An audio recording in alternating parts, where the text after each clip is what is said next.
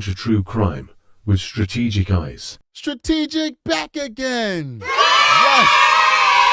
We've been doing a lot of back againers this entire week, man. What a vacation. Somebody said it correctly in the chat.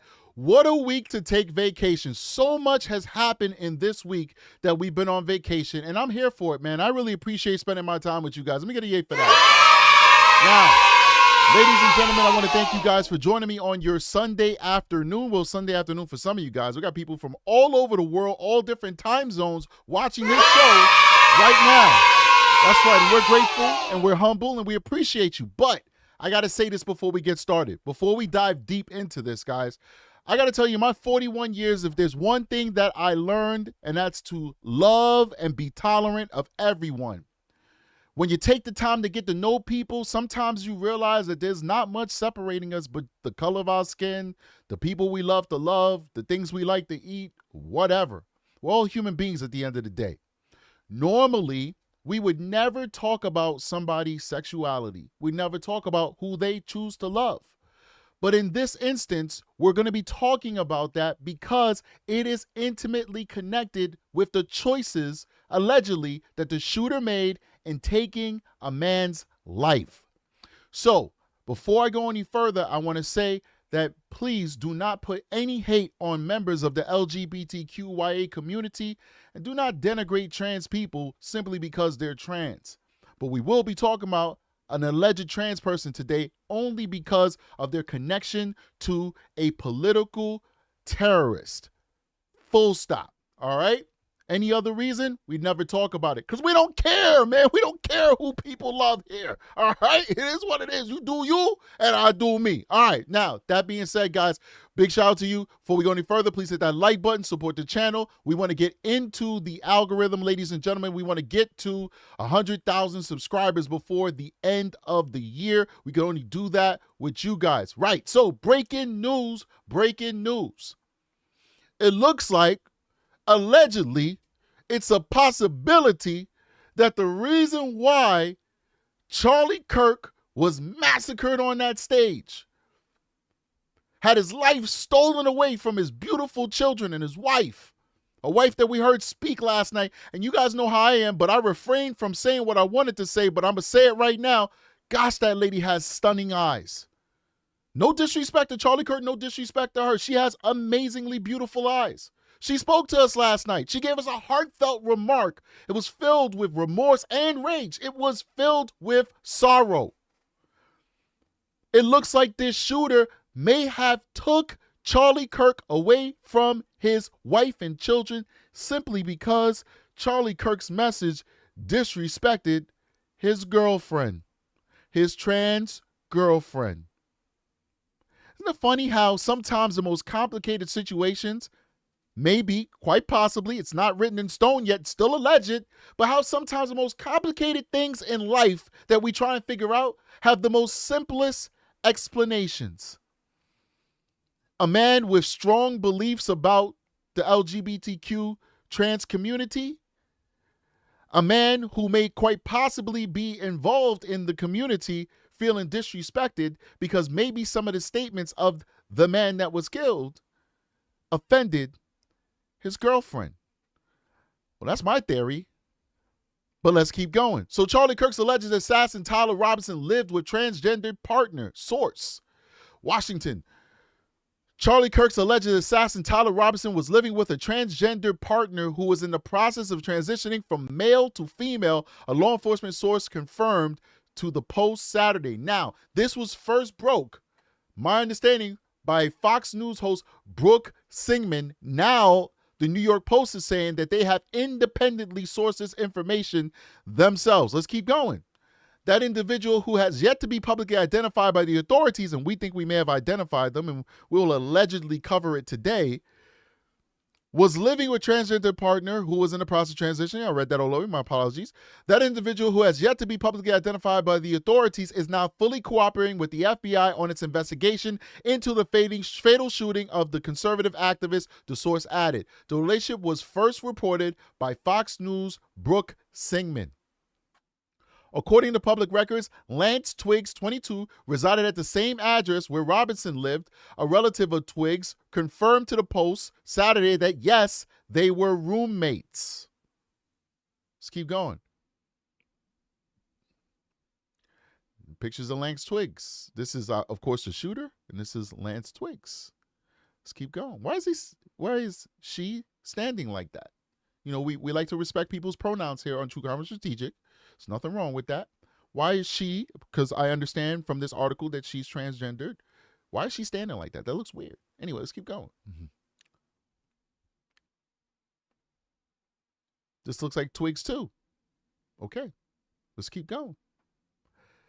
The family member who asked not to be identified said Twiggs was the black sheep of their St. George, Utah family, but declined to speculate on a romantic relationship between the two men. Let's keep going. She said she didn't know her relatives' politics or whether Twiggs was transitioning to become a woman, but added that it wouldn't surprise her. The family member said she knew Twiggs was brought in for questioning by police. Now, this is my thing, guys. I have a feeling, because remember, I'm not a part of this investigation. I don't know any friends. I have no sources, no nothing. I don't want the ATF trying to subpoena me like they subpoenaing the Crowder guy. I don't know nobody. Leave me alone. I have a feeling, based off of what has been reported by the news, I believe that the roommates, whether it be Twiggs or a different roommate, that they knew that this was going to happen possibly before it happened. I am still spinning in a loop about that outlier. Who's the outlier, ladies and gentlemen? Omar. Omar is the outlier. Remember the person on X, Omar, the outlier? The person who said, Charlie Kirk is coming to my school tomorrow. I hope somebody evaporates him. Something big is going to happen tomorrow. Remember Omar? I think Omar and these other folks, Omar identified as non-binary. Omar, Twiggs, all these folks were a part of that Discord. I think homeboy, Mr. Robinson, was planning this and telling his cohort/friends that he was going to do this. We also know, but we're not sure if it was before or after, when he's talking about dropping off the rifle. He's talking about the rifle being unique, that he needs a pickup of the rifle. These folks knew. I pray to God that they do not let these people off if they had knowledge that a shooting was going to occur the next day. That would be the largest and the biggest miscarriage of justice. I don't care if these are young people, allegedly Omar 17. I don't know how old this Twiggs person is, but they most probably going to be around the age of the shooter. If you knew that somebody was making threats about killing a person and you don't say anything, you are an accessory. We're not talking about saying stuff in passing like, yo, I'm going to kill this guy, I hate him. People talk like that sometimes. We're talking about somebody of which it appears is listing out step by step how they're going to either A, carry out a murder, or B, they're going to get away with a murder. Hold on, I got to take this call. Give me 1 second.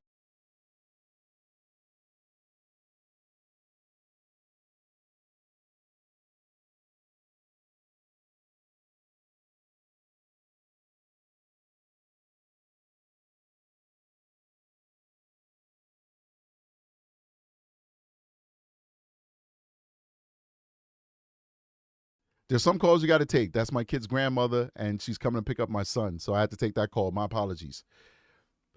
If these folks knew and they said nothing beforehand, they're definitely accessories.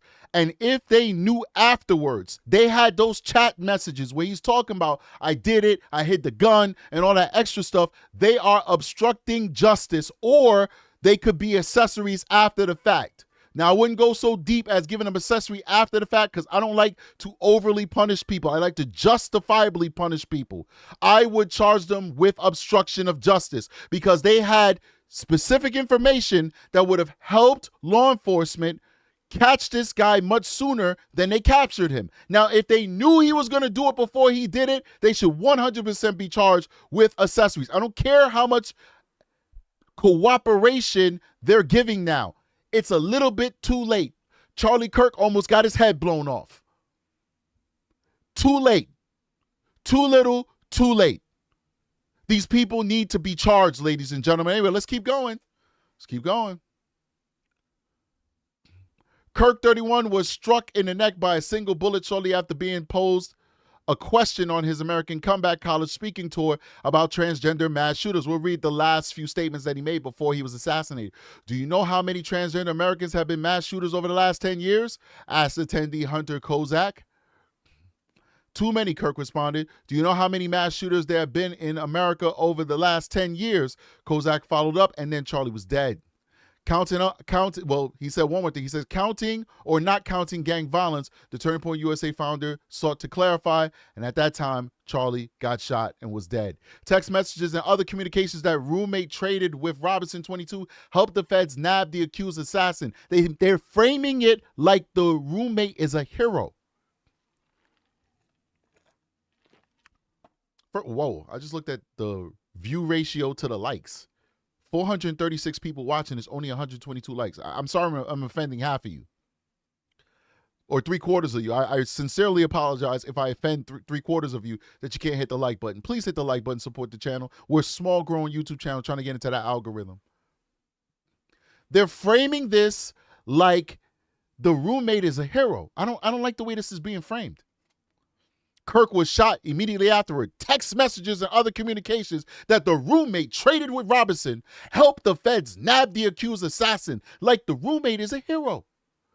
You're not a hero if the feds come knocking on your door. Where's my mallet? Oh my gosh. FBI. Who is it? It's the FBI. Open up the door. Hey, what's going on, FBI? What can I do for you? Yeah. You know this guy? Huh? You speak to this guy? You talk to this guy? Oh, yeah, I talk to him. We speak on Discord. You want to see our conversation? That doesn't make you a hero. You read those conversations. You knew what he said. You did not pick up the phone. Not even $100,000 could make you pick up the phone and rat your friend out to the FBI. They had to come to you in your face for you to cooperate. That is not a hero. That is an accessory after the fact, or at the very least, you are obstructing government administration. You're obstructing the investigation. In my opinion. Let's keep going. The roommate had shared communications from a contact named Tyler on Discord that described bullet casings similar to those found at the scene and discussed the need to retrieve a rifle from a drop point. You kidding me? Do you hear? Does that not sound like collaborators talking to each other? That doesn't sound like collaborators? Let's keep going. Casings found at Utah Valley University where Kirk was shot bore inscriptions, one stating, "Hey, fascists, catch." The bullets were fired from an imported 30-06 caliber Mauser bolt-action rifle that investigators found wrapped in a towel in a wood area. A Mauser is a German gun, a World War II German gun. And I know this because I used to own a Mauser 380, which is a small little handgun. They have a very unique look. It was a decent gun, but it kept jamming when you put too many rounds through it, so I ended up trading it in. And it gave me a lot of money for it because mine was pretty old. They probably got me. It's probably like an antique. They probably sold it for like $20,000. They only gave me a couple $100. Whatever. Let's keep going. Messages from contact Tyler also mentioned that he had changed outfits according to an affidavit that detailed the Discord discussions. The messages provided evidence for authorities to seek an aggravated murder charge against Robinson on Friday, the only one that carries the death penalty. Though he grew up in a largely conservative Mormon family, Robinson was not registered with either major political party and appeared to have become affiliated by the infatuated by the far left in recent years, according to authorities.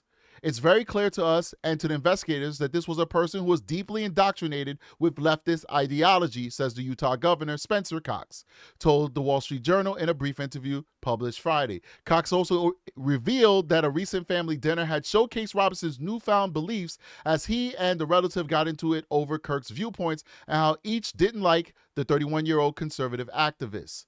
Robinson also discussed in messages with the roommate how he allegedly etched messages onto the bullets. This is accessory. Why did he not call 911? Not even $100,000 was able to sway this person into dialing 911 and reporting his roommate, friend, lover. I don't know. We'll have to figure it out as more information comes out. Discord, the social networking platform, said in a statement Friday that there was no evidence that the subject planned this incident or promoted violence on Discord. The messages referenced in recent reporting and planning details do not appear to be Discord messages. So it looks like these were text messages that they were sending each other and weren't Discord, or they're on some other platform. These were communications between the suspect's roommate and a friend after the shooting, where the roommate was recounting the contents of a note the suspect had left elsewhere. Interesting. We have removed the suspect's account for violating our off-platform behavior policy. So, okay, so are they saying that this was information that the roommate got from a letter that the suspect left? Either way, he did not call 911. He didn't call 911. He's talking to another roommate about this letter. He didn't call 911 and turn this guy in.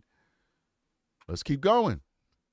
Robinson turned himself into the authorities after being confronted by his own father and speaking with a youth minister, a former sheriff's deputy, about the shooting. Law enforcement sources says, now, I also do not believe that the father is a law enforcement officer or a retired law enforcement officer. It looks like it's coming out that he was mistaken by somebody else who had the same name. Remember, Robinson is a very common name. Mike Robinson is an extremely common name.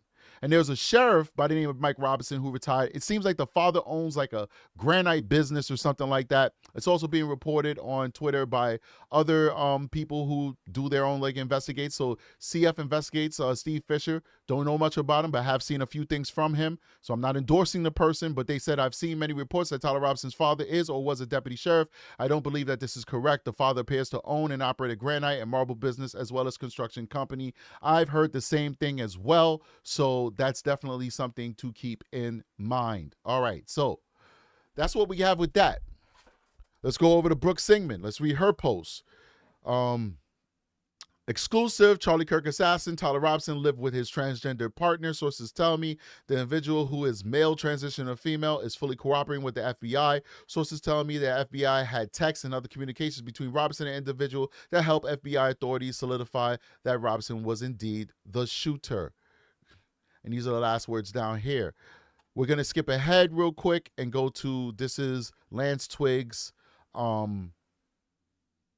Facebook, which has not been updated in a couple of years.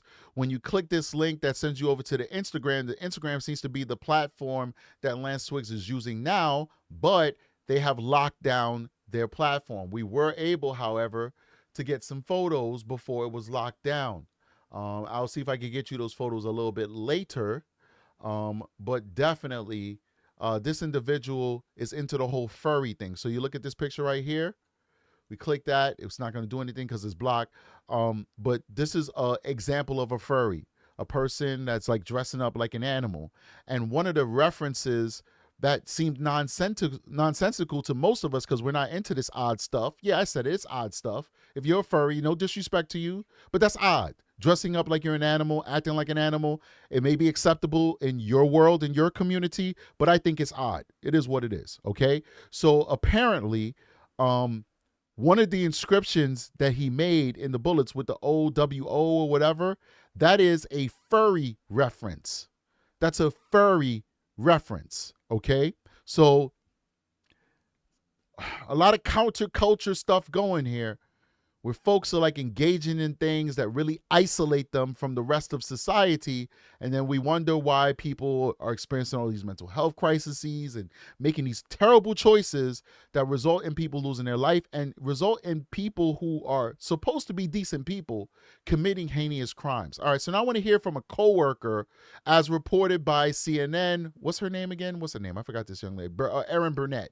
So let's listen to this and see what they have to say. We're now going to go into the character of Robinson. We're gonna now dive into videos where people are talking about who Robinson is. I want to know who this shooter is, and that's where the direction the rest of the show is gonna go. Hang in there with me, people. We're trying to figure out what made this monster. New details into out front about the man who allegedly murdered Charlie Kirk.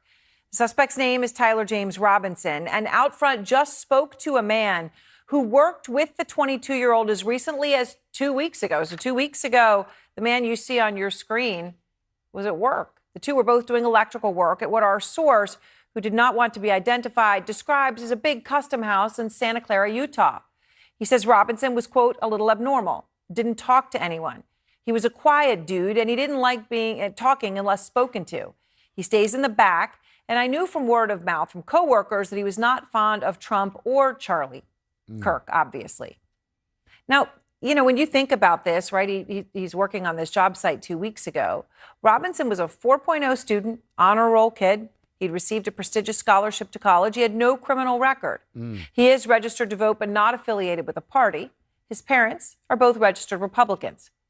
Right now, though, he is being held without bail on some. I just want to add that he did drop out after one semester, ladies and gentlemen. He did drop out after one semester. Charges, including aggravated murder. They say assassinating Charlie Kirk as a sniper. These are live pictures we're showing you right now of a Utah County jail. That is where Robinson is as we speak. Now, according to sources, he is not cooperating. He is not speaking to investigators. He was arrested overnight, though, more than 250 miles away from Utah Valley University, where Kirk was shot as he spoke to a crowd of students. We do have some new video of a person matching Robinson's description walking near Utah Valley University just moments before the shooting. So again, appears to be new video of the suspect just before the shooting. What later ensued was a massive manhunt, more than 33 hours, that ended only after Robinson's family turned him in. A source tells us that Robinson's father recognized his son after seeing these images. And it wasn't images you could look at and realize if that was somebody you knew well or that was your child, you would recognize them. Well, his parents did. And when confronted by his father, Robinson confessed, according to another source.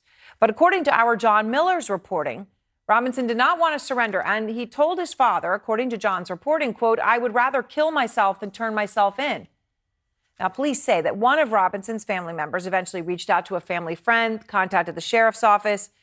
And according to court documents, Robinson's behavior leading up to the shooting had changed. They say, and I quote, investigators interviewed a family member of Robinson who stated that Robinson had become more political in recent years. And Utah's governor says the casings found with the rifle that's believed to have been used in the assassination included inscriptions like the words, "Hey, fascist, catch." Now, in a moment, I'm going to speak to Utah's Attorney General Derek Brown about the evidence and the investigation.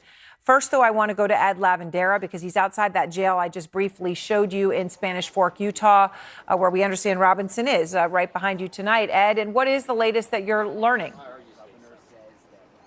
Well, he is here being held without bond. Two sources tell CNN that he did speak with investigators briefly when he was first taken into custody, but now we understand he is no longer speaking with investigators. And this, as investigators are now focused on trying to piece together the motive for what might have inspired this deadly attack. We got him. The information that led investigators to Tyler Robinson came just after authorities released new videos and enhanced photos of the suspect fleeing the shooting scene. The 22-year-old was arrested at his home at 10 p.m. Thursday night. Robinson is now in custody in the Utah County Jail, held on several charges, including aggravated murder, felony discharge of a firearm, and obstruction of justice. He could face the death penalty. The manhunt lasted 33 hours and started right after conservative activist Charlie Kirk was shot and killed with a single supersonic bullet. 12:23 p.m. Wednesday local time. Investigators say this video shows Robinson running along the rooftop of a Utah Valley University campus building, dropping to the ground and walking away. A rifle was found in a wooded area near the university with evidence that may point to the suspect's motive. All right, real quick, guys, we got almost 900 people in the room right now. Please hit that like button, support the channel so we can get into the algorithm. We can show this show to a wider audience. Hit that like button, support the channel, please. We appreciate you. Inscriptions on the 3 unfired casings read, "Hey, fascist!" ! Catch! ! The governor also revealed investigators have unreleased video they say shows Robinson arriving on campus in a Dodge Challenger. He is observed on video in a plain maroon t-shirt, light-colored shorts, a black hat with a white logo, and light-colored shoes. Authorities say the suspect arrived on campus at 11:52 a.m.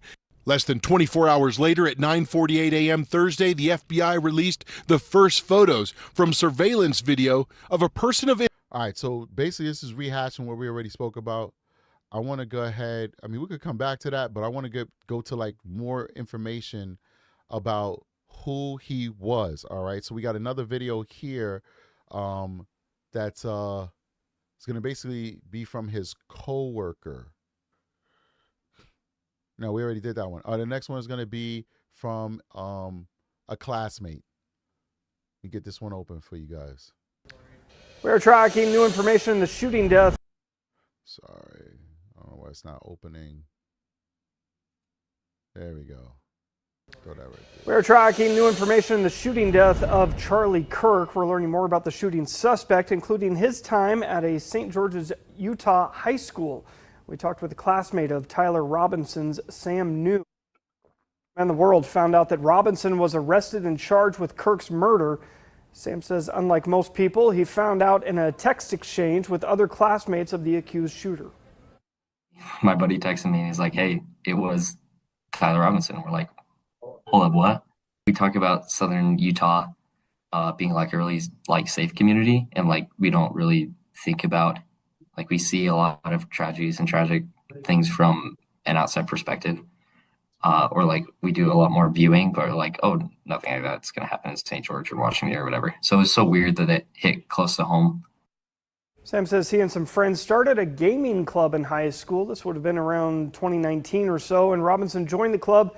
He says they weren't close, but were friendly. Again, he says Robinson and his family were conservative, though that was normal for the area in terms of extremist ideologies. Sam says that just didn't come up back then. And I never saw into like his personal life in that regard. Like we were all kids, didn't really think about something extreme like this that much, at least from our relationship.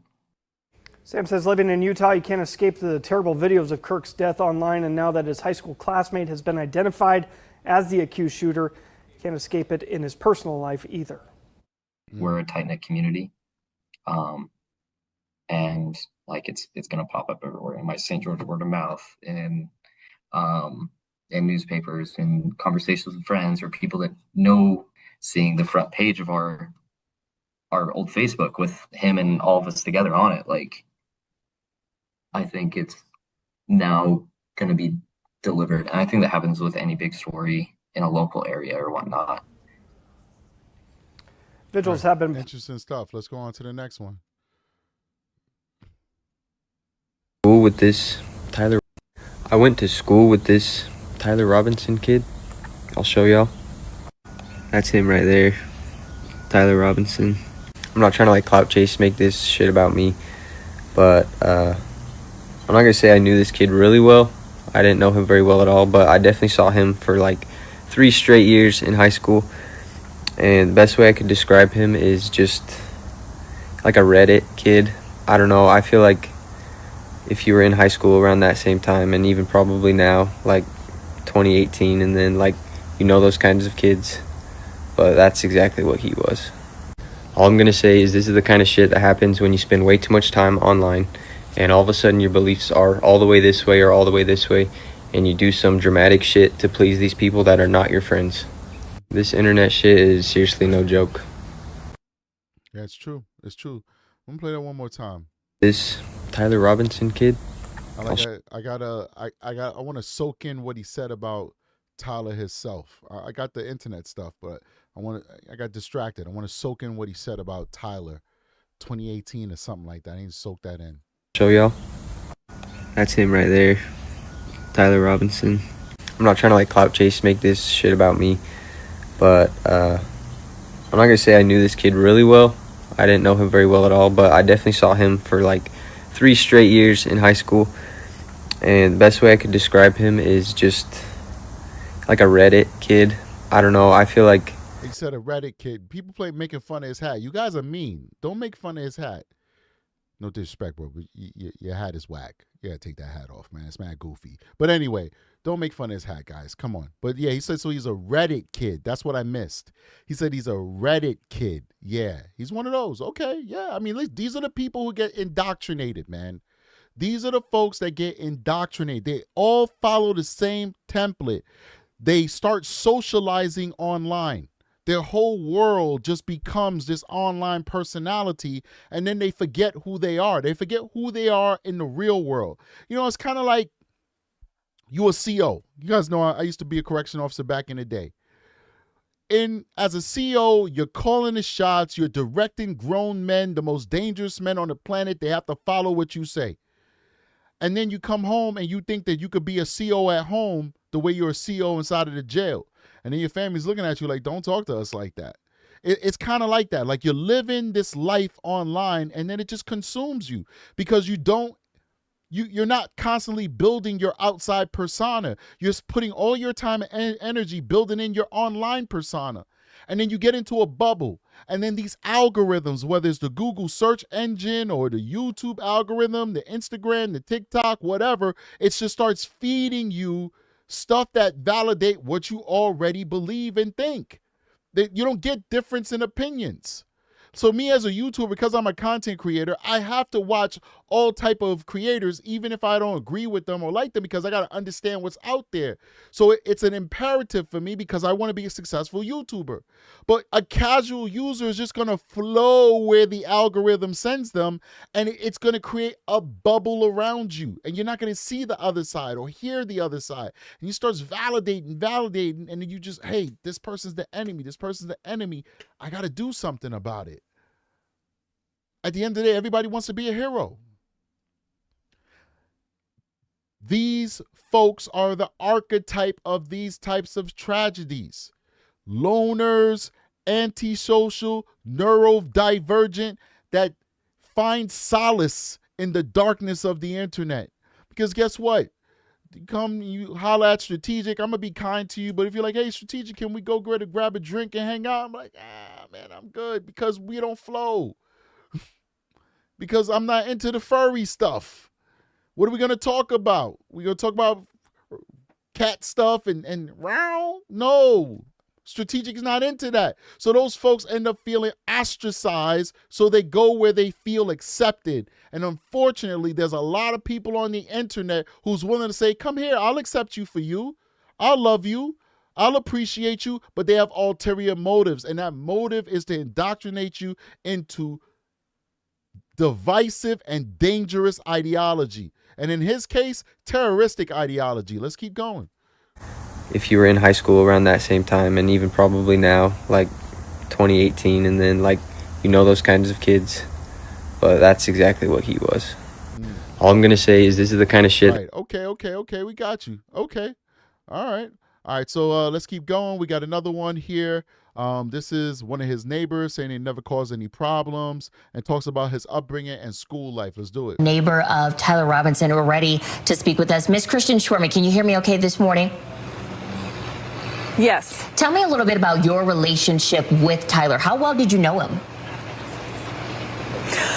Tyler went to the school I was a head custodian at. So she knows because she worked in the school. She worked in the school. This is a good witness. Let's listen to her. Was at that school for 18 years. I know all three of his brothers also. And one thing I want to ask you, is this something, I'm so sorry to cut you off. Is this something consistent with who you know him to be? No, no, kid was smart, quiet. He never caused any problems. Are you shocked by this? It was a shock. Oh yes, I am shocked. Very shocked. What can you tell him about us? What can you tell us about Tyler Robinson? You said you've known him for quite some time. Characteristics or anything that you could tell us and share about him? You know what I know about Tyler is he was always very quiet. He was very smart. He had just a real mellow personality. Never caused any problems. He, like I said, he was smart and he kept to himself, and I don't know who his friends were as of now. Is there any chatter in your neighborhood right now? I know you said you're shocked. Are neighbors having any conversation about Tyler? Oh, yes, I'm sure. I haven't been out too much this morning. I've talked to a few people, but those people haven't lived here long enough. I've lived in the neighborhood for 16 years, just as long as they have. And I'm sure everybody in the neighborhood's shocked because most of these people have been here forever and know him as that kind of kid I did.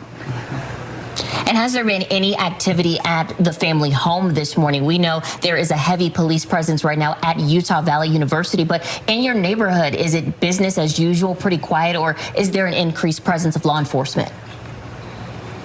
There's a little bit of law enforcement, a lot of news. The neighbors are out walking just to see. Their house is quiet, but their house is always really kind of busy on the weekends and early in the morning when they leave for school and work.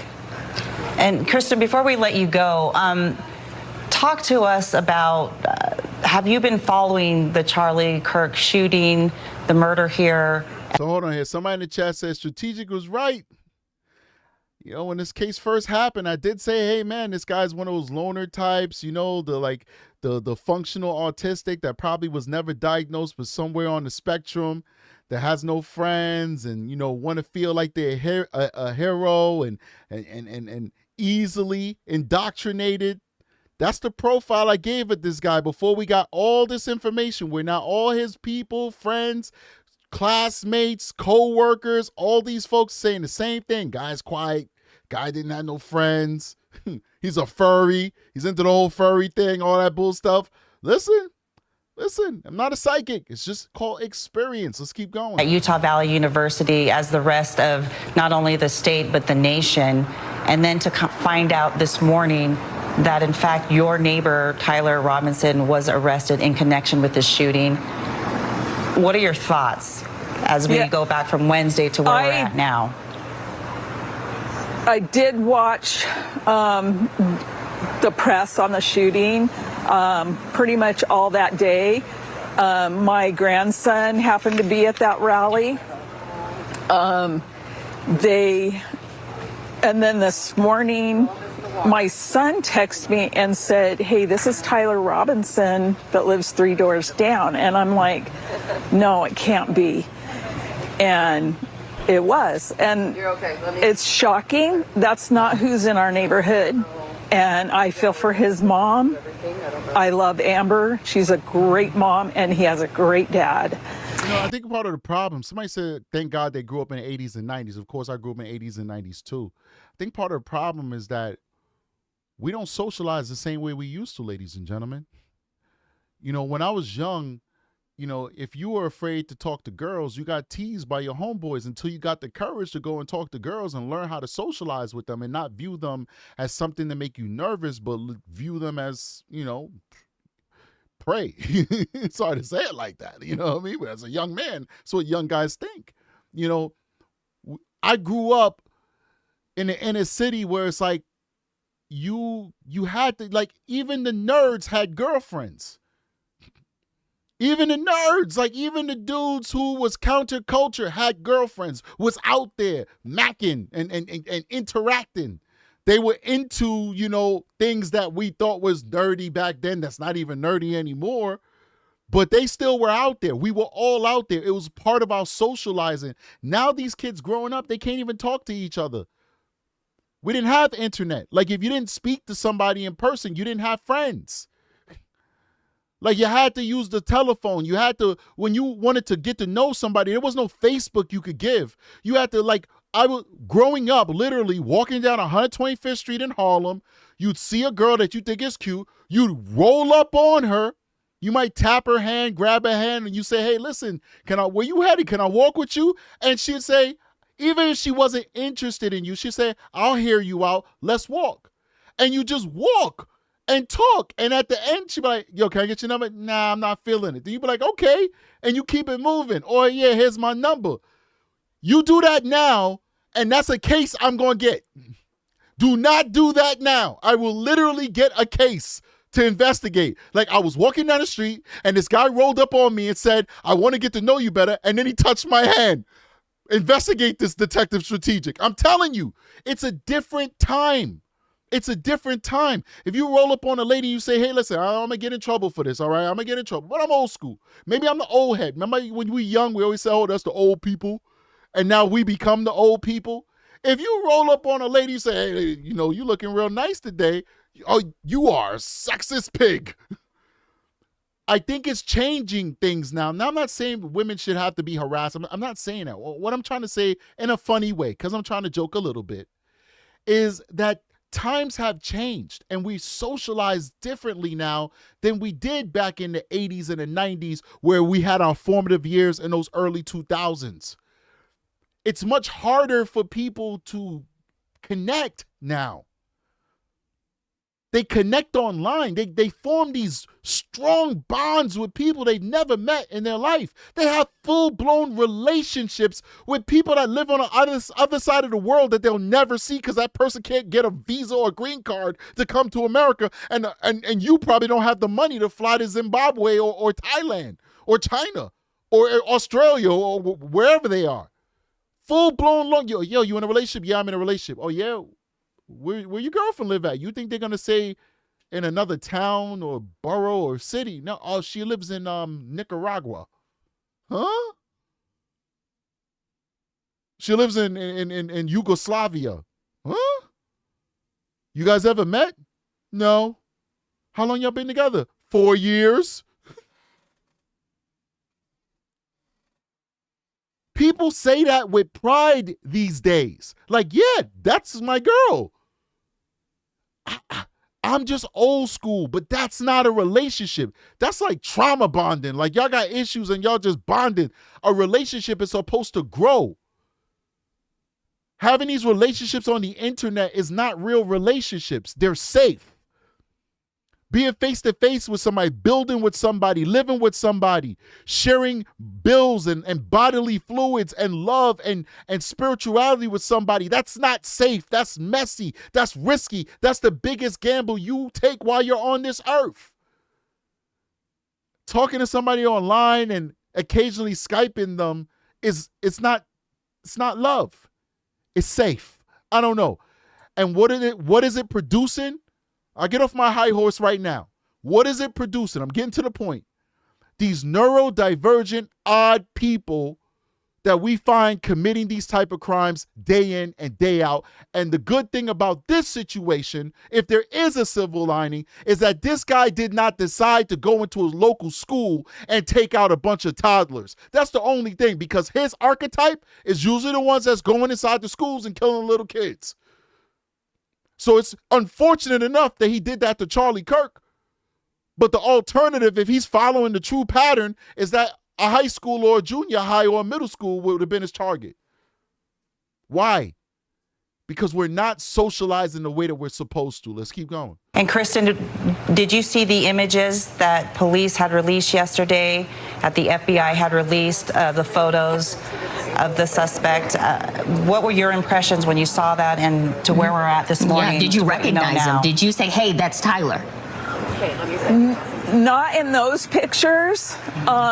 I think he had covered his face well enough. But, I mean, I have their family photo on my phone, their new one, and I would have not noticed that was him.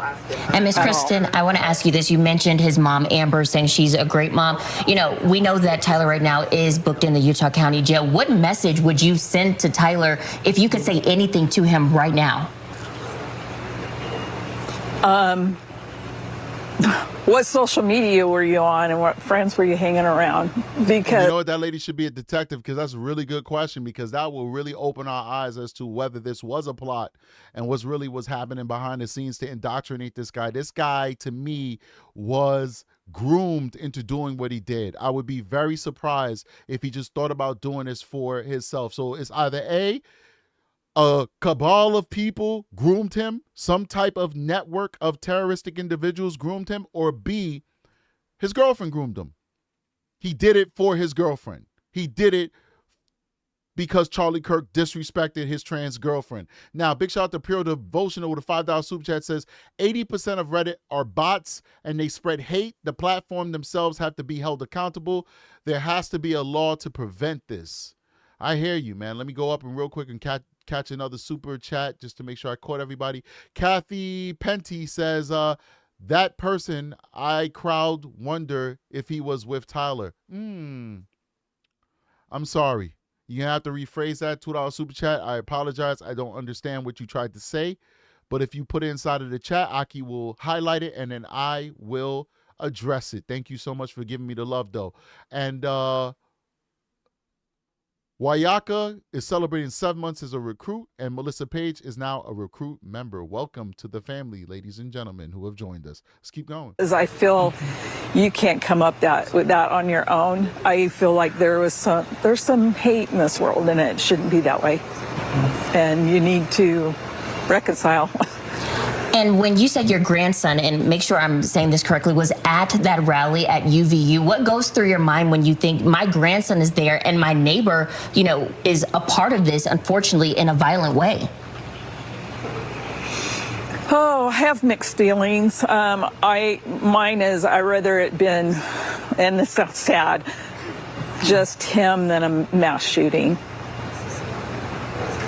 Ms. Kristen, thank you so much. We appreciate you for speaking with us this morning. You're welcome. All right. Well, I want to make sure that you have all the information that we have received, all the latest information. Again, 22-year-old Tyler Robinson has been booked into the Utah County Jail in connection with the shooting of Charlie Kirk. We heard from the governor, Governor Spencer Cox, earlier this morning, the 3 words right out of the gate: we got him. Let's go ahead and listen to some more thoughts from that moment. This is certainly about the tragic death, political assassination of Charlie Kirk. But it is also much bigger than an attack on an individual.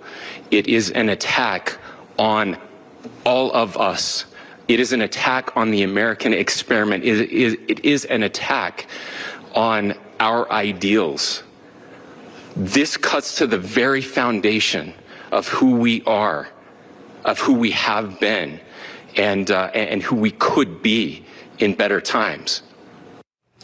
Emotionally charged words there from Utah Governor Spencer Cox. Right now, 22-year-old Tyler Robinson sits in the Utah County Jail for the murder of Charlie Kirk. We want to thank you so much for staying with us here on KSL as we work. All right. Big shout out to Kathy Pentecost from Great Britain. When people send super chats, sometimes I can't read the entire name if it's a long name. She clarified, she said, strategic, the person in the crowd that said about mass weapons, then seconds later, Charlie was shot. I think that person in the crowd may have been working with Tyler. I have no information on that. That guy did give an interview. In fact, research crew, see if you could find me that interview real quick of the guy who was talking to Charlie Kirk right before his life was taken from him. That person was very remorseful and said, hey, he didn't agree with Charlie, but what happened to Charlie was horrendous. So far, there appears not to be a connection, but law enforcement is working on a whole lot more than what we think, ladies and gentlemen. I think more arrests are going to come out of this. I'm really curious as to what they plan on doing with this friend group, these furry people that were or possibly trans folks that was in the chat with him, whether it was a group chat or text message, Discord, whatever. Discord is saying not on our platform, but it might have been like a group chat through SMS or MMS, whatever you call the cell phone chats or whatever. These folks, if they knew about this attack before it happened, they need to be charged. I'm telling you. Guys, please hit that like button, support the channel. Hit the like button, support the channel. We definitely want to get into that algorithm. I want to go back here to what we were playing before. Aaron Burnett, let's keep going. Interest, showing a man in sunglasses and a dark blue cap wearing a t-shirt with an American flag. Later that night at 7:52 p.m., authorities released the video of the suspect running across a rooftop. Robinson, matching the descriptions in the video, was later located at his home in Washington County, Utah, at 10 p.m. Thursday, 260 miles from the scene and taken into custody. According to Utah's governor, Robinson's father confronted him after seeing the video and the images and told his son to turn himself in. Robinson was then transported overnight and booked into jail just before 2 a.m. Friday morning, 12 miles from the scene of Kirk's shooting. Real quick, South Bay asked if I got the Cash App he sent me. I don't know your name. I don't know if you want to just put the first letter of your name or your initial, and then I can check and let you know. But thank you. We do have a Cash App, and some people do send us stuff. It's all scrolling on the bottom. We do appreciate that. YouTube life is not good, man. They be demonetizing a lot of our shows. So whatever support we get, we are always appreciative of it. So thank you so much for anybody who sends a Cash App. We do appreciate you. One day when I get the technological know-how, some channels, like if you send them a Cash App or a PayPal, it actually pops up on the screen or something like that. When you send us some coffee, it does make a magical sound. That means we got some coffee. But I want to find a way where if you donate outside of YouTube, however you donate, even on YouTube, that it will let people know that the donation was made. That would be really cool because I like to honor you guys who support the channel. All right, let's keep going.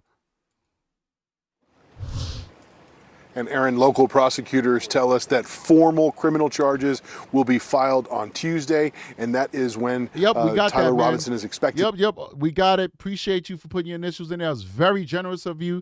I did reply with a heart. Unfortunately, Cash App does not allow you to write a message, which I think would be really cool if you could actually send somebody a heartfelt message when they're very generous. So thank you. That was really awesome of you for sending that, South Bay, and we do appreciate you. You keep up.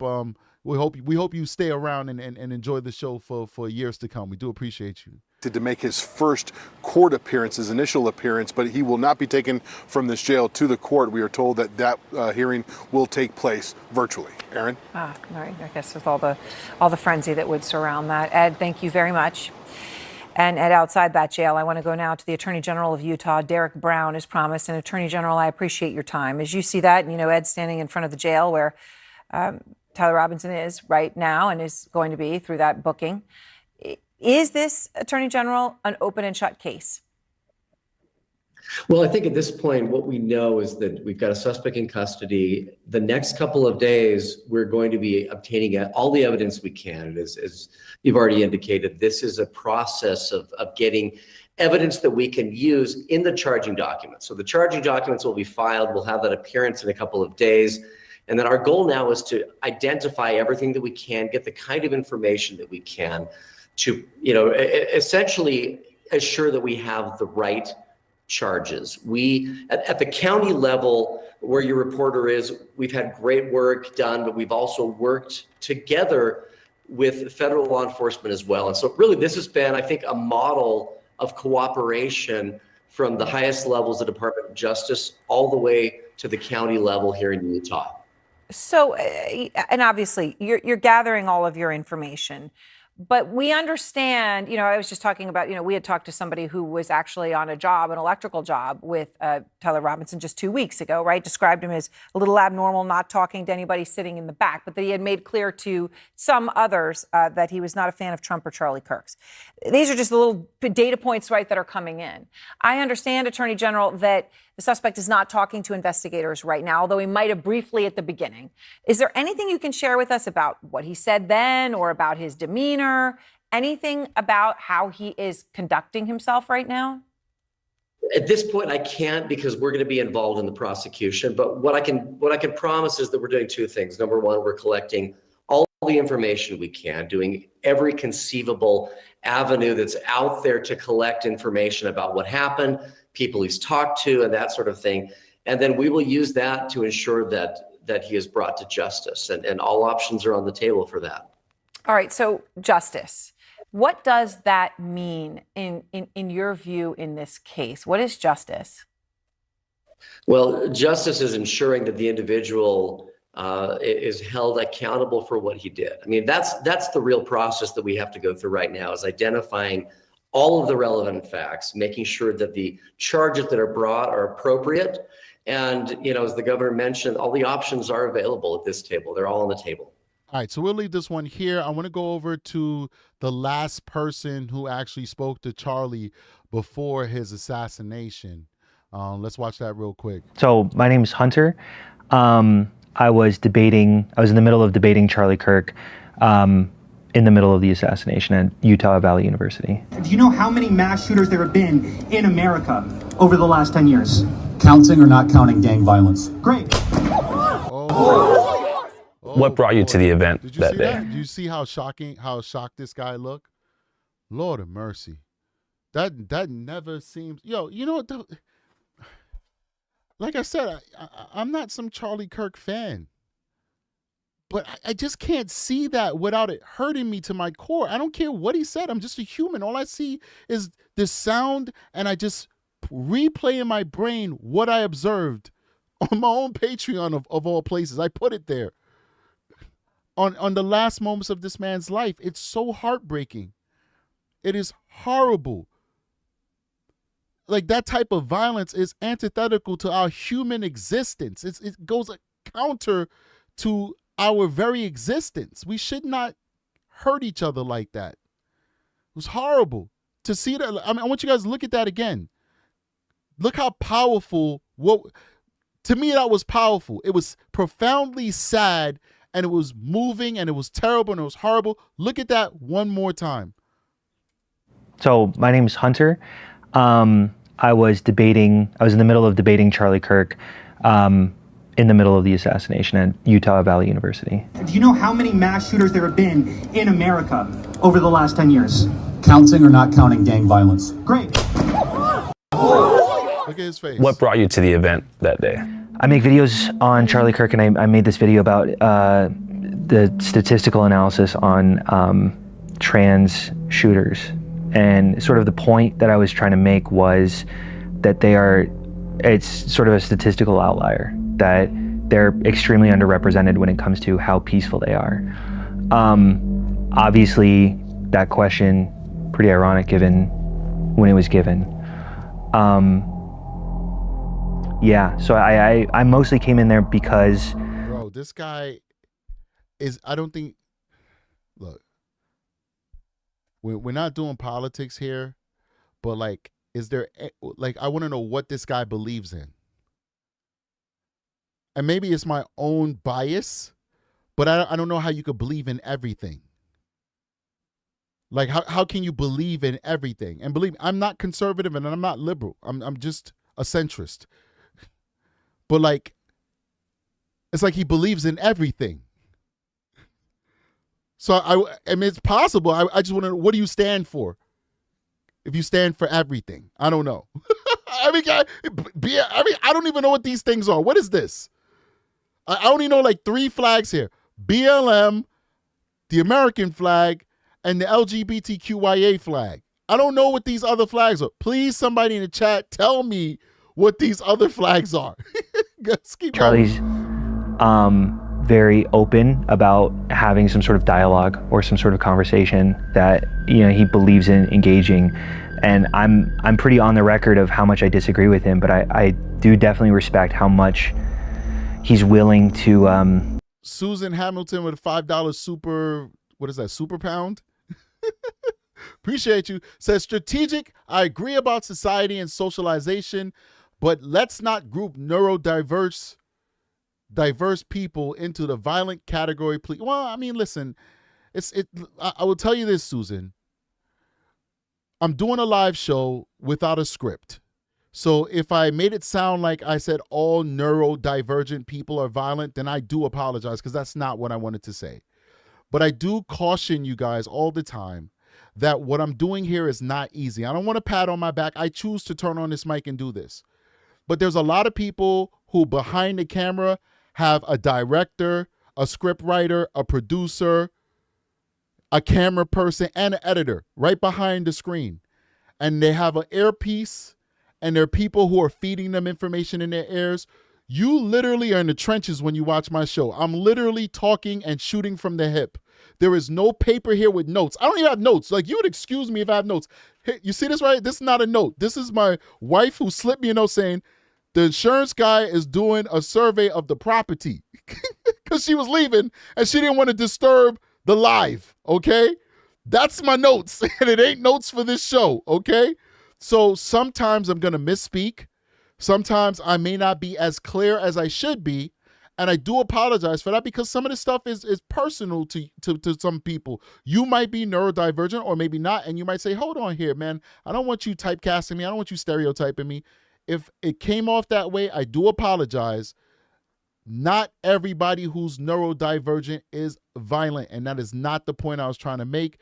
What I was trying to say is this guy's possible neurodivergent made him susceptible to being groomed and turned into a terrorist. Now, if he never met the people who allegedly may have did that to him, he'd probably just be a dude.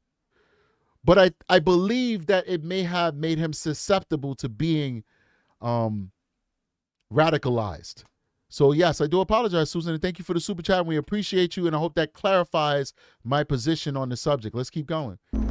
Platform voices to ensure that, you know, at least some semblance of a good conversation can come out of it. Mm-hmm. And as far as these like statistical anomaly thing when it comes to trans shooters, is that in response to the way that him and Turning Point were framing that as like a big issue? So it was about 3 weeks ago. There was a trans shooter at a Catholic church.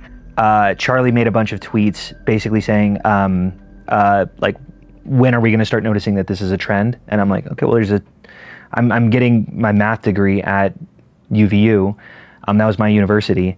And I was like, there's an answer to that. There's, you know, we can determine if there's some sort of outliers. We can use p-values, things like that. And I was like, according to the data, it really doesn't pan out that there is a trend here at all.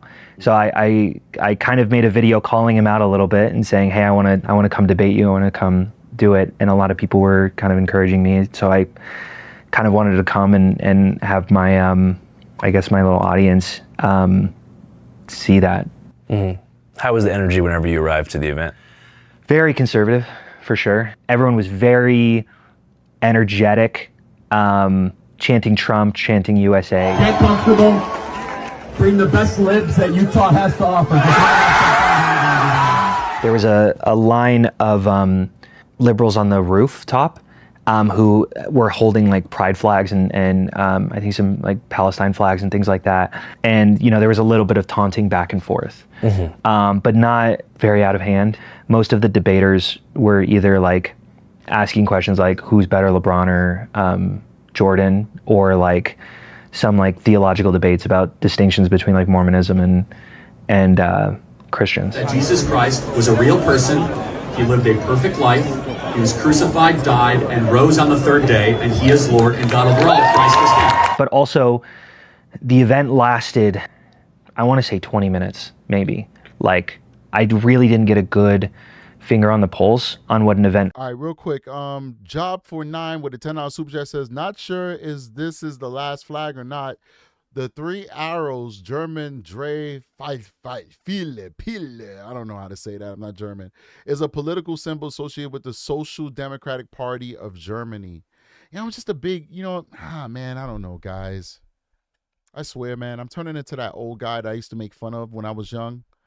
I really am. I'm literally turning into that old grandpa that I used to make fun of when I was young. Like, I just don't feel like we should be flying any flag but the American flag. And it has nothing to do with any of the politics any of these flags stand for, especially like a NATO flag and a German flag. I just think that we should just fly the American flag. We can have whatever feelings and ideals we want to have. But you got a German flag up there, bruh? A German political party flag up there, allegedly? Come on, bruh. I don't know, man. You got a NATO flag up there? Oh, Lord of mercy. Anyway, let's keep going. Big shout out to you. Pure Devotional with a $5 super chat says, what he said is that the people knew ahead of time that he was going to ask this exact question. Yes, we found that out before, that you would speak to a producer. Listen, when we start doing our show, like, I'm looking for a software that could be an intermediary for like the call-in show. It's going to be that way. Like, you're going to call in and Aki will probably speak to you, or maybe it'll be via like an instant messenger. I don't know. I got to find the right software. It's probably going to take some time because it's probably going to cost money, and we might need to be a larger show to afford to do it. But it's not unheard of for you to say, well, I'm calling and I want to tell Strategic this. And then I get a message like the person wants to talk about this. It's actually the right thing to do because I'm human. I need to be prepared for what you're going to ask me. It doesn't mean I don't know what I'm saying. It doesn't mean like I'm not prepared to debate you, but it at least gives me a heads up that this is what the person's going to say. So it's not like it was staged or something. He's going to ask his question. They're not telling him what to ask, but he's at least giving them a heads up so that they could tell in Charlie's ear, this guy's going to talk to you about transgender shooters, so Charlie could prepare himself to respond to whatever his argument is going to be. So that's typically how these things work. I don't really see anything. I'm not saying that Pure Devotional is saying this, but I'm just saying out there, putting out there into the ether, I don't see anything wrong with that. That's really how these productions actually work. Let's keep going. Would really look like, because I mean, I showed up fairly early. I was the second person to speak there. So like, you know, the first person was maybe 10 minutes and I maybe got like less than a minute in. So could you give us kind of a recap of how that conversation with Charlie went?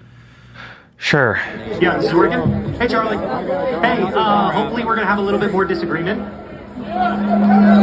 So it was, I came in and I said, hey, there was a shooting that happened maybe a few weeks ago in Minneapolis.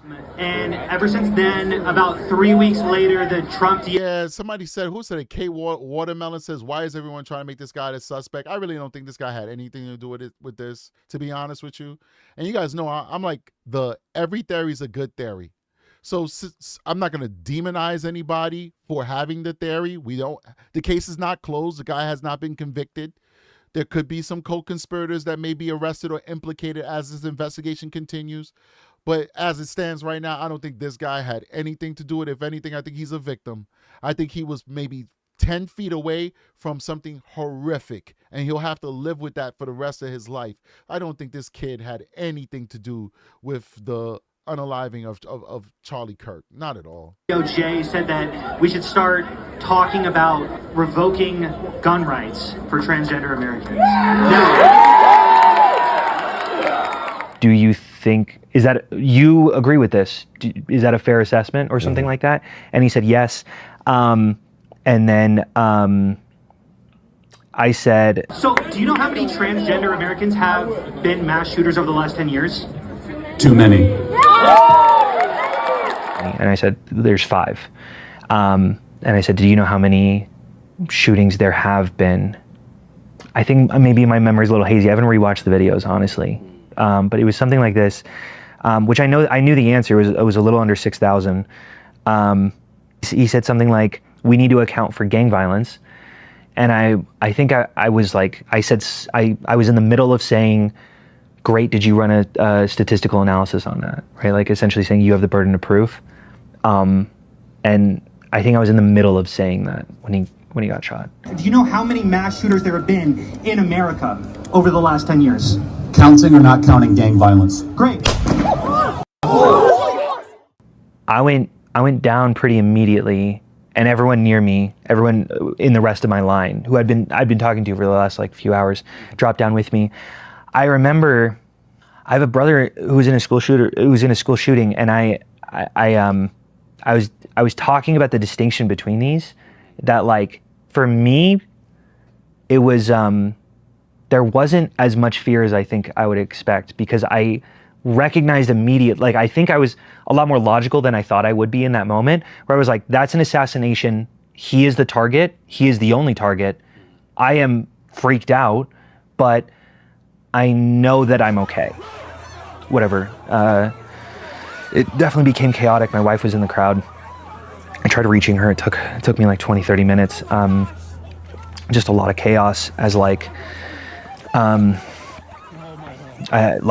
sort of shifted in a weird place, and then I had to wrap back around, and I couldn't find her, and our phones weren't really working, and it was bombarded by texts, and I don't know. So it was very chaotic, and it took a while to really orient myself. But it was a strange environment because people were kind of milling around afterward. I think a lot of people had this similar idea that it's like, this is different. An assassination is very different from a mass shooting, where a mass shooting you disperse, right? Everyone's a target. But when it comes to an assassination, it's everyone just sort of...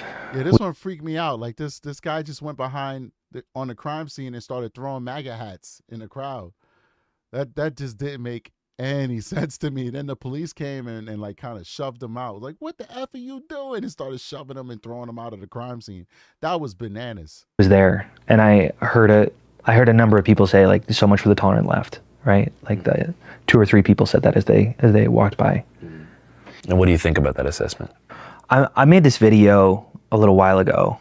I've been following, sounds crazy. I've been following Charlie Kirk for a little while. I went to Tampa, Florida for one of his events. I remember I was just basically interviewing some of these, some of his followers, and I found this girl, and she seemed so young and bright, ignorant for sure, dumb, I would probably say. I'll be honest, dumb, but I was just asking her questions, and I started bringing up, I'm like, oh, liberals would say, and then I would give my argument, right?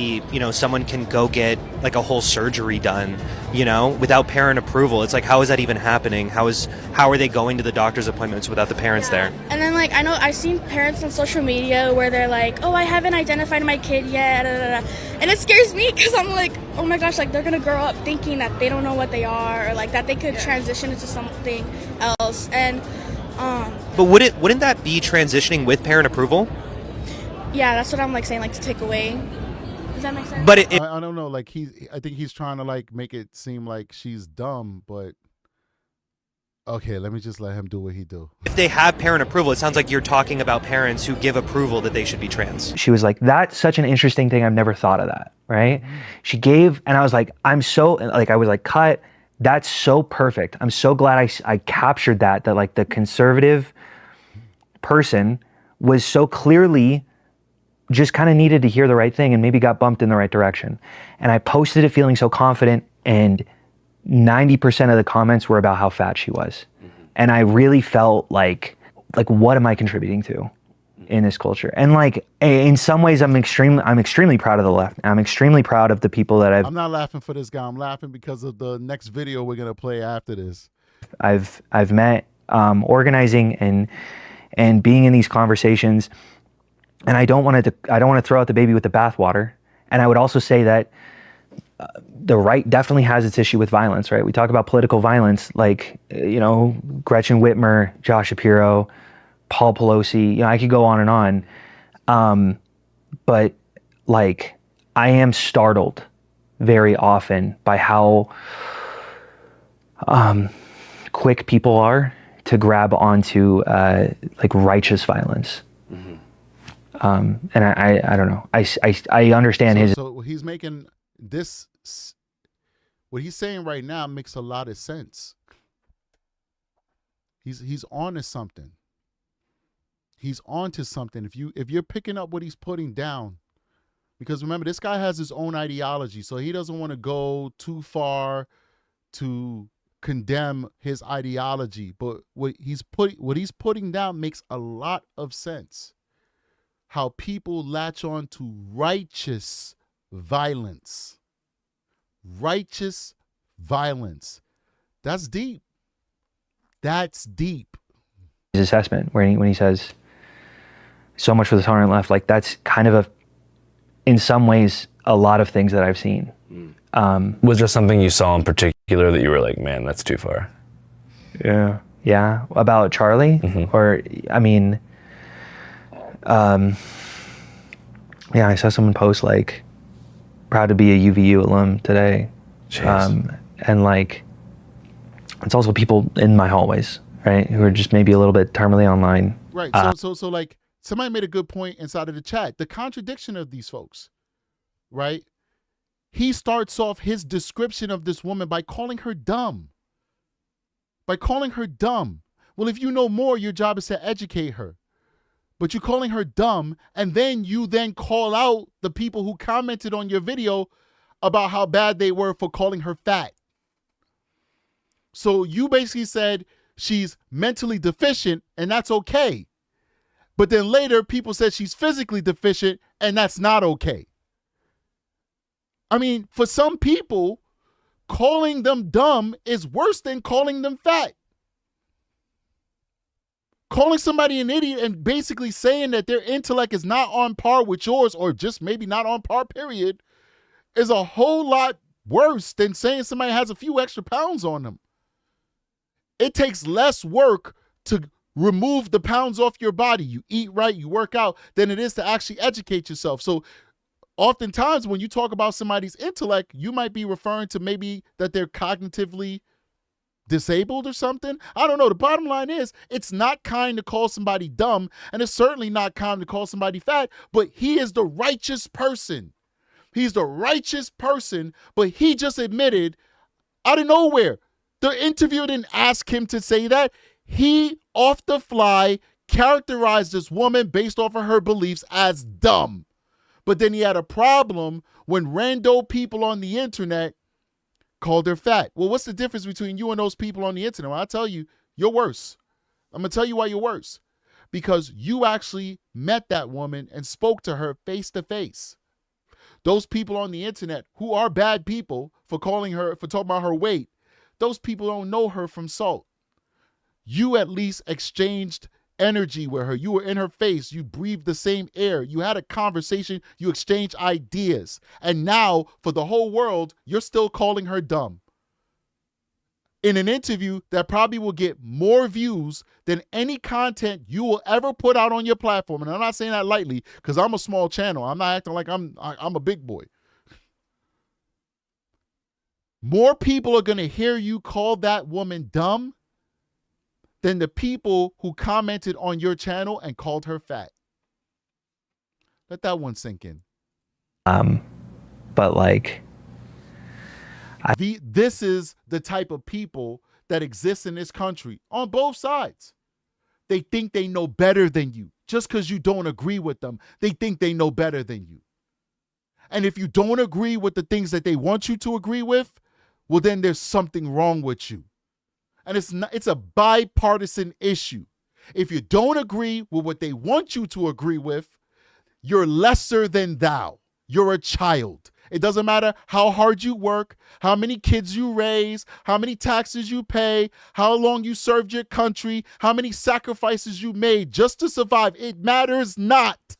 If you don't think the way that they think, you're lesser than thou. You're just a child. You're a misinformed child. That's how these people think about you and me and everybody else that falls in the category of not believing their ideology. Let's keep going. I don't know. I've for sure seen some, why am I going to be sad? I'm glad he's in the grave. A lot of comments like that. Nah, real shit though, how do we know that Charlie Kirk didn't die of a fentanyl overdose? You feel me? Like, we gotta wait on the toxicology reports come out, cause, okay, we might have saw a gunshot and shit, but we also saw somebody put their knee on somebody else's neck, and we saw other people still say that person died of fentanyl overdose. What was some of the rhetoric you saw online that was like particularly insane to see? What kind of things were they saying? Seeing people in comments on like big news pages that are like, yeah, well, anyways, what's for dinner? Or, well, this is karma. Like, this was deserved. Nobody deserves to be shot and killed. Nobody. Doesn't matter if they're Democratic Party, Republic Party, does not matter. Yeah. Nobody deserves to be shot and killed in front of their family. Yeah. No one. How did we get to this point where it's so divided we can't even look at the other party, you know? So it's disappointing, you know, It's shocking. So you monitored the online discourse in the immediate aftermath of the shooting? First few hours, I for sure logged off. That's enough time. Democrats own what happened today. Bro, I'd be so pressed if this guy shot me. Yeah. So you kind of I saw like two different narratives on the right. They were like, all right, this is the turning point for the left. Like, they have officially gone haywire. I think Alex Jones and Owen Schroyer said, we are all Charlie Kirk. And then, I think libs of TikTok said, this is war. So it was like the, spawn point for like a larger domestic conflict that's going to be apparently spearheaded by the left. All right, so we're going to run out of this. I think it was really probative and very interesting. Hearing this young man's perspective from being the last person to talk to Charlie Kirk. I do believe that he had nothing to do with anything that happened to Charlie Kirk. I think it's unfortunate. I think that we should have empathy for him because he's a victim, man. He witnessed something horrendous. I don't agree with everything that he said. It really triggered me when he talked about that woman like that. I'm not a big fan of denigrating people and talking down to them. I thought that was a little bit low rent and not cool. There's a lot of things I could say about this guy if I wanted to. That's why you don't be mean to people. You be nice. But other than that, where I think he kind of contradicted himself and really like put himself out there as to the type of person his character really is, I don't think he had anything to do with Charlie Kirk's murder. Not at all.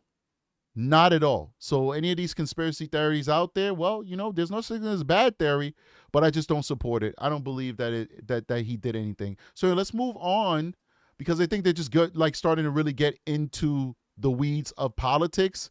And we're waiting in politics. We're waiting in it a little bit in the waves, but we don't want to dive in. We have to wade into it because obviously this is a political true crime story, because Charlie Kirk was killed based off of his political beliefs. So I think this is one of those rare occasions where it's okay for us to get our feet wet in the politics just a little bit, but we don't want to dive too deep in the weeds because it becomes polarizing after a while. It really does. So let's go over to the next one. This is this whole bearded guy who was like celebrating after Charlie Kirk was assassinated.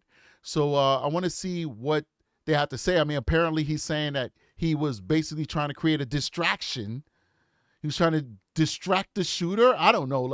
I mean, I want to read this. I mean, I want to read it and I want to watch it. Let's see. The writing on those casings, those bullet casings. All right, so I thought that was going to be the video. So here's the guy right here. Do we actually have the video? I want the video. There is a video. So this article, we'll take that, but I want the video. So if anybody could find us the video, I really would appreciate it. Send it to the email. Research crew, if you guys could find that video, I really would appreciate that. If not, it's perfectly okay. Maybe we put his name. Is his name Bearded Guy? Like, does he have an actual name? I want to see if maybe I can put that into the Twitter. Mystery Bearded Man. Maybe I might get that on the Twitter real quick. And then we got one more story that I want to share with you because I think it's the embodiment of evil. Somebody, there's a lot of people. Here we go. The research crew is undefeated, ladies and gentlemen. Undefeated. The research crew, look, hit them with a yay. They are undefeated, man. The research crew is undefeated. The last one I want to talk about, I really think, is the embodiment of evil. There's a lot of people who's getting like retaliated against from the internet, who celebrated Charlie Kirk's death and all that stuff, and they get fired from their jobs. I'm not into cancel culture. I'm not into it. If that's how some of you guys want to express yourself, then have at it. I'm not here to judge anybody. It is what it is. But I'm not into it. For me, if you're out there saying Charlie Kirk deserved it, karma will catch up to you. You will have to answer to my God, okay? Whether you believe in him or not, you're going to have to answer to him because he's real and he's up there. You know what I mean? I'm not really into going because you know what? The funny thing is people are very naive. They say bad things. They make stupid decisions, but you don't know what infant these mothers are feeding, what children and wives these husbands are taking care of.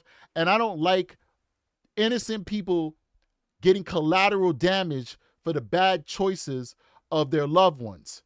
And that's what that is. So now wifey comes home and she's like, hey, we can't pay the mortgage. We can't pay the home because I got fired because I said something stupid on the internet. And hubby didn't even know she was on the internet. Hubby didn't even have a clue she even had an Instagram account. Wifey didn't even know that hubby had a TikTok account. And now their lives are going to be turned upside down. And some of you guys will say, well, you reap what you sow. And I get that. I'm West Indian. That's how I was saying. That's how I was saying. You reap what you sow. But it's not my style. I'm not about that life. But this person that we're going to showcase as the last segment on this show, this person's evil. Big shout out to David, longtime moderator, supporter of the show. Longtime moderator and supporter of the show. David been with me for years. Before we was even talking true crime, when we was talking politics and all the crazy things we was talking about, police shootings, the whole nine, David was there rocking it out with me. David with a $20 super chat says, can't we all get along? I guess that question, sadly enough, is answered daily anymore. I hear you, man. Yeah. The answer is no. But we can have hope and faith that one day the answer will be yes. Big shout out to you, David. Appreciate you. All right, so let's look at the dancing, man. Let's see what's going on with him.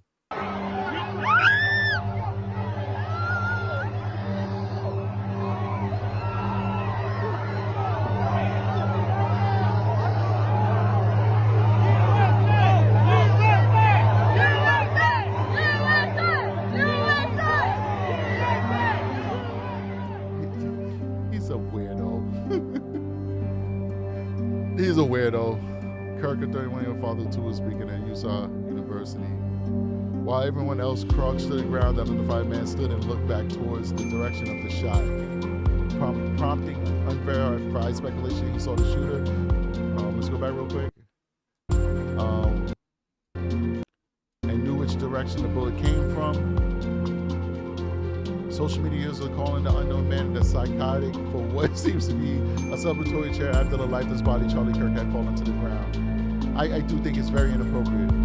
This guy happens to know where the shooter was and is looking back, cheering him on after the lifeless body of Kirk had fallen to the ground. I don't know if he's necessarily cheering on the shooter, but let's keep going.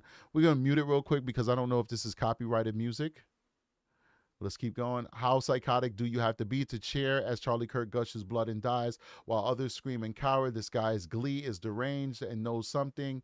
Looking in the shooter's direction, expose him and share. This is the thing. You don't know who these people are and where they're coming from. You don't know who they are. You know, he might very well be a nutbag, but let's keep going. Let's keep going. Next one is Lucy. This guy cheered after Charlie Kirk was assassinated. I have no words left. All right, let's go. Let's see. College age. We are confident in our abilities to track that individual. If we're unsuccessful in identifying them immediately,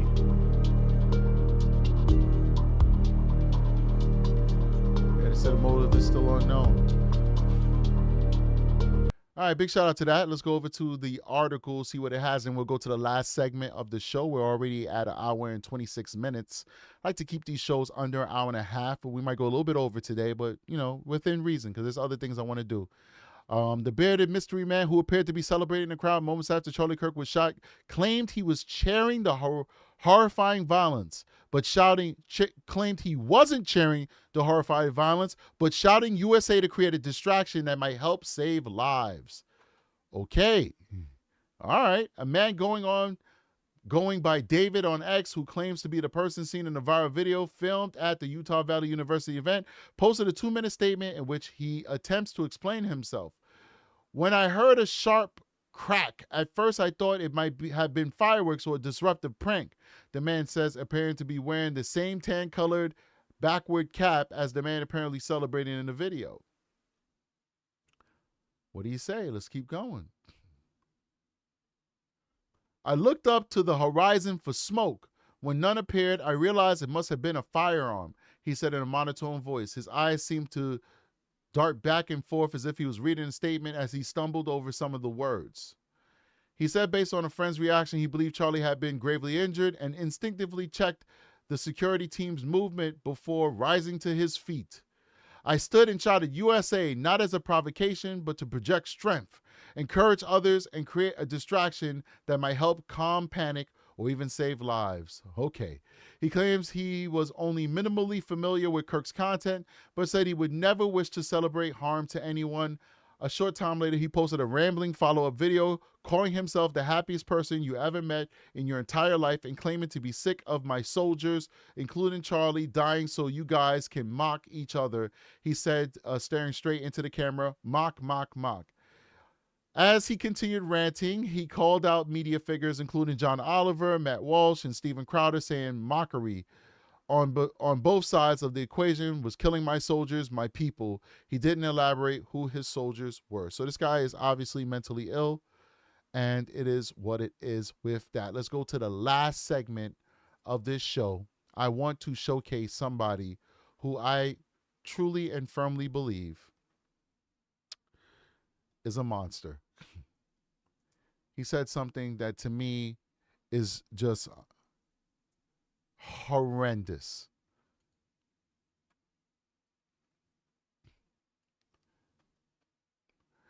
I am not calling this person out because of his political affiliation or ideology. Once again, I'm not a Democrat or a Republican. All right. But this is just low rent. So Florida Dem lawmaker faces demands to resign after calling Charlie Kirk fitting sacrifice to our lords, Smith and Wesson.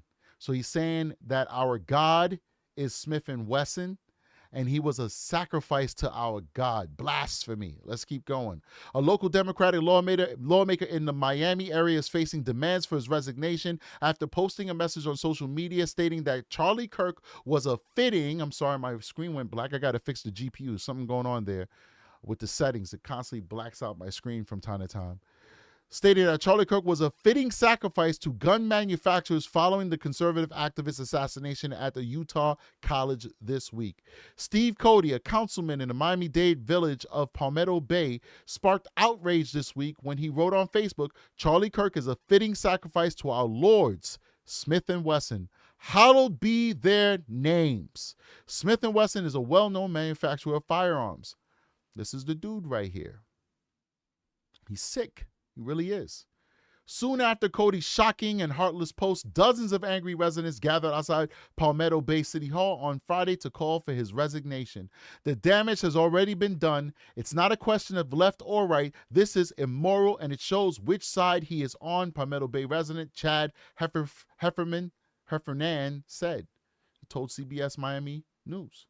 Kirk was assassinated with a single bullet Wednesday during a speaking event at Utah Valley University. Law enforcement officials took a 22-year-old Utah resident into custody on Friday. This is the post that he did. Let's make it larger. Can I make it larger? Yeah, a little bit. There we go. If this Facebook post is legitimate, Steve Cody should resign from his position as Palmetto Bay Council member immediately. Steve Cody, Charlie Kirk is a fitting sacrifice to our lords, Smith & Wesson, hallowed be their names. And then, look, he has the mayhem. He has a picture of Charlie Kirk. This was a well thought out post. And then he quotes Charlie Kirk. He said that Charlie Kirk. He says, I think it's worth to have a cost of, unfortunately, some gun deaths every single year so that we can have the Second Amendment to protect our other God-given rights. Charlie Kirk, 2023. Wow. Wow. Very interesting stuff. Let's keep going. Amid the backlash, Cody admitted he regretted making a post. Of course you regret making a post when your grasp on power is being threatened. Ladies and gentlemen, people who go into politics, all they care about is power. For real. Why would you want to go into a position that requires everybody to know everything about your life? Every mistake you ever made, every accomplishment you ever had. They're following your family. They're following your friends. If that's the life of a celebrity, right? But the celebrities get millions of dollars. So it's like, all right, you want to know my sex life? Great. Yeah, but you gave me $50 million. All right, cool. It's a fair trade, right? But a politician is not supposed to be making millions of dollars as they're a politician. But yet most of them end up becoming millionaires. But that's a different story. But primarily they go there for power. So the moment that his power was put into question, the future of his power rather, now he regrets it. All right, let's keep going. If I had thought about it longer, I probably would have just kept that thought to myself. Really, Cody? Should have. Cody told the local CBS affiliate station. He insisted he will not resign, noting he is term limited and intends to serve through 2028. It was something, oh Lord, they just do a commercial. It was something that I regretted doing. Only after it was out that I realized the pain it would cause, not just to Charlie Kirk's family and friends, but to a much wider community, and that was not my intent, Cody said. So what was your intent to say that? I hate when people say that. Like, I want them to explain what their intent was. So that was not my intent. My intent was X, Y, and Z. Palmetto Bay Mayor Karen Cunningham said Cody's words were incompatible with his duties as an elected official. I find the post itself not fitting of the village of Palmetto Bay as elected officials. We're held to, I think, a higher bar, Cunningham said. She added, it's certainly not something that I can support, and so I feel like it's in the best interest of the community for us to pivot in a different direction. She's basically in a nice way saying that he should resign as well. Florida Attorney General James Uthmeyer also weighed in, writing on X, if this Facebook post is legitimate, Steve Cody should resign from his position as Palmetto Bay Council member immediately. Multiple left-leaning commentators have ended up in hot water for their statements about the Kirk shooting. MSNBC fired political analyst Matthew Dowd after he said of Kirk, You cannot harbor these dreadful thoughts and express them without anticipating dreadful actions to follow. This unfortunate environment is where we find ourselves. So he got fired for that. Several prominent Democrats, including Representative Alexandria Ocasio-Cortez, Senator Chris Murphy, and Representative Jamie Raskin, blamed President Trump's rhetoric for the polarized environment that they say contributed to Kirk's assassination. We're almost done. Their statement framed Trump's language as fueling political violence, though they stopped short of directly blaming him for Kirk's death. The Post has sought comment from Cody. Well, there you have it, guys. I really think that what he said was extremely insensitive. I'm very disappointed that this politician didn't know better than be a little bit more even like these comments here by these representatives saying that Trump's rhetoric is what contributed to assassination. That's more acceptable. I'm not saying if it's right or wrong, but it's more acceptable than such a crass message basically saying that he is a fitting sacrifice to our Lords Smith and Wesson. Wow. Terrible judgment. Crass, classless, and just wholly, totally inappropriate. Anyway, had a great time with you fine people. I appreciate you guys immensely. You guys are great. The research crew did an excellent job getting me the stuff that I needed real time as I was doing the show. Really enhances the show, make the show so much more professional, so much more smoother. Big shout out to the research crew. Please, guys, donate some coffee, please. Hit that link up there and donate some coffee, please. Support the channel. We do appreciate you guys. But once again, we have a membership. Consider joining a membership. We also have a Patreon. A Patreon is off the wall. We do appreciate it, you guys supporting us on the Patreon. Guys, please make sure you hit that like button on your way out the door. We have 848 people watching the show right now and only 726 likes. Let's get those likes up. Let's get them up. We want to get into that algorithm. We want to be shown to a wider audience so the show can grow. And lastly, if you're watching this show right now, you may not be subscribed to the show. We will ask for you to check and make sure that you are subscribed to the show. We're asking you to do that for us because sometimes YouTube unsubscribes people. Sometimes you will watch the show and you'll continue getting updates on new shows, but the algorithm is just feeding you the show because you watched the show before. You're not actually subscribed to the show. We want to make sure that you are actually subscribed to the show. We're trying to get to 100,000 subscribers before the end of the year. We have less than 2,000 subscribers to go. Less than 2,000, and then I can get that beautiful silver plaque to put on my mantle and tell my wife that the greatest accomplishment I ever accomplished is getting a YouTube plaque.